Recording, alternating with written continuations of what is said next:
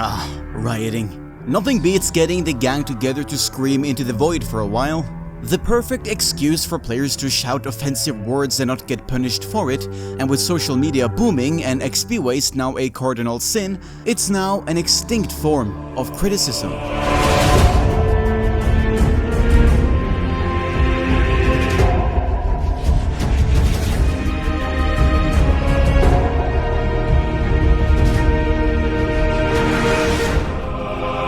Hello RuneScape, my name is Wilmissed, and today we're going to talk about the largest player gatherings throughout the years.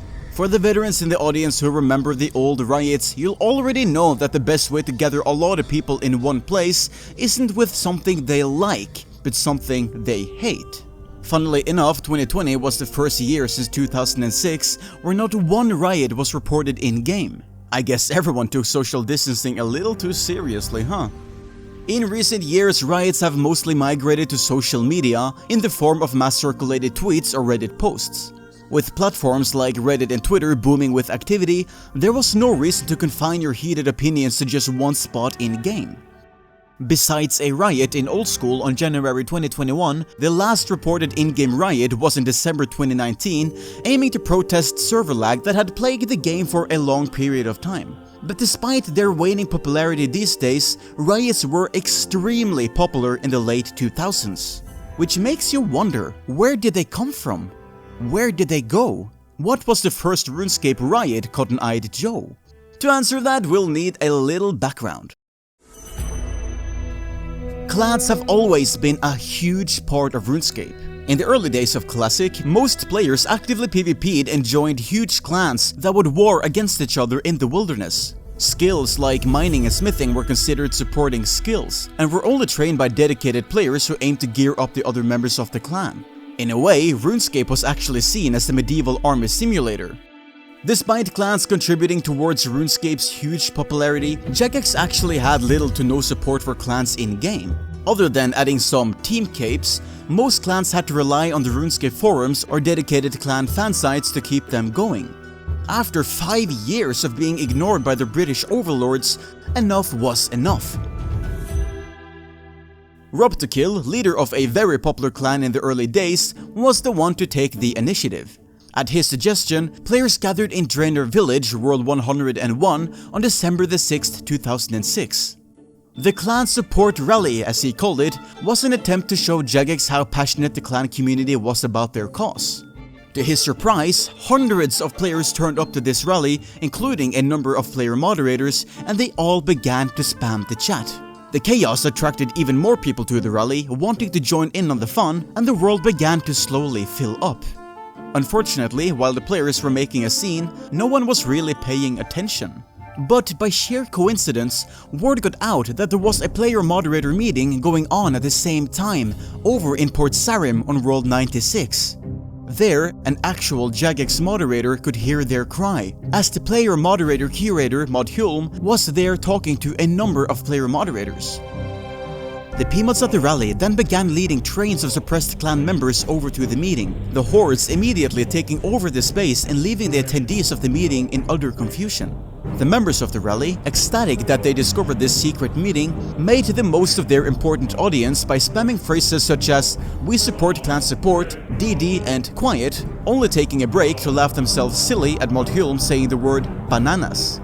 When Mod James Hage made an appearance later, Hulm was done making jokes. In a sentiment that would be held by Jagex through all future riots, he suggested that their opinions might be better heard if they were given more constructively. But for this case in particular, Holmes suggested they could designate a group speaker, someone who knew what they were talking about. And at this request, the masses quickly quieted down and calmly prepared for a civil discussion. I'm sorry, I couldn't help myself. Well, that's not entirely a joke though. In fact, both sides of the boat did pinpoint their spokesperson. And amazingly, they came to a consensus on who they want to speak, rather than all shouting themselves out for the chance to talk to a JMod. But in doing so, they spammed the name over and over, and over and over and over.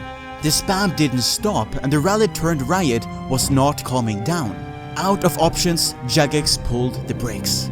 With the snap of a finger, hundreds of random events spawned in the closed-off area. Some clan members tried to run, avoiding and dismissing their event. But with hundreds of events spawned all in the same cramped space, many people struggled to find their own random event under a stack of identical ones. And if you didn't find the event in time, bang, you got teleported to a random location across the map.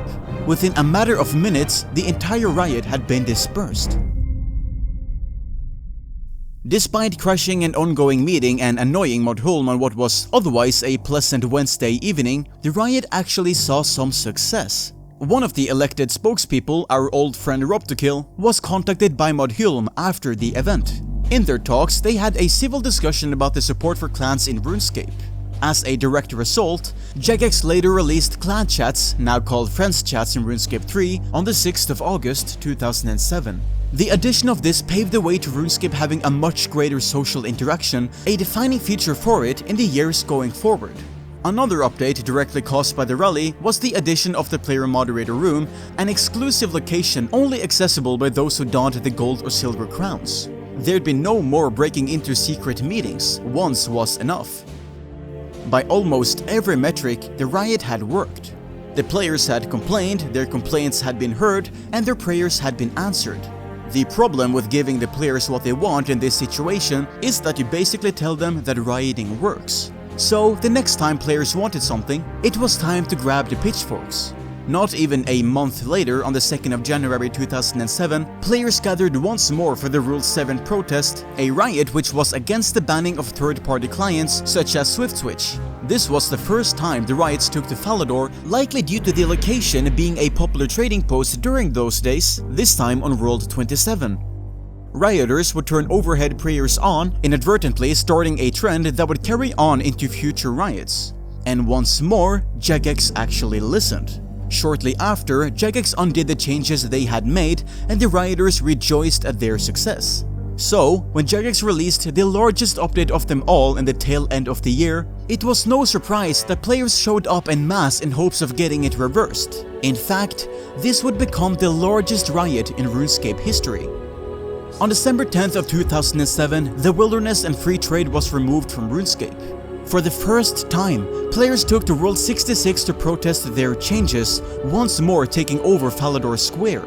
World 66 would from this point on become the main rioting world, possibly because it was one digit off the devil's number. The riot, later dubbed the Pay-to-Decay Riot, actually had to be spread over several worlds due to the main rioting worlds reaching the player capacity of 2,000 people.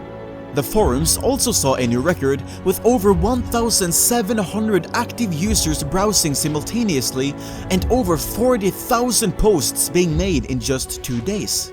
Jagex didn't ignore the riots this time either, and made several changes to improve the game. The immense discontent was addressed in multiple website articles over the next few weeks, but the update wasn't fully reversed. After all, this change had been made to tackle several growing issues surrounding the game, such as credit card scams, so Jagex's hand had already been forced in the first place. It was only several years later when alternate options came about and they were able to fully reverse this removal. Since then, riots have come and gone in many shapes and forms. Jagex eventually learned to stop giving the rioters what they wanted, and so the incentive to spam lines in a big pile died down. And with the rise of social media on the side, riots became less and less common, if not entirely a thing of the past. Hopefully you all enjoyed this video. Hit the subscribe button if you did. We have a lot more juicy content coming in the next few weeks, which I am so excited about. Anyway, I'm off to World 66 Falador to complain that we haven't had enough riots lately. Feel free to join me. Anyway, my name is Will Miss It, and I'll see you next time. Goodbye.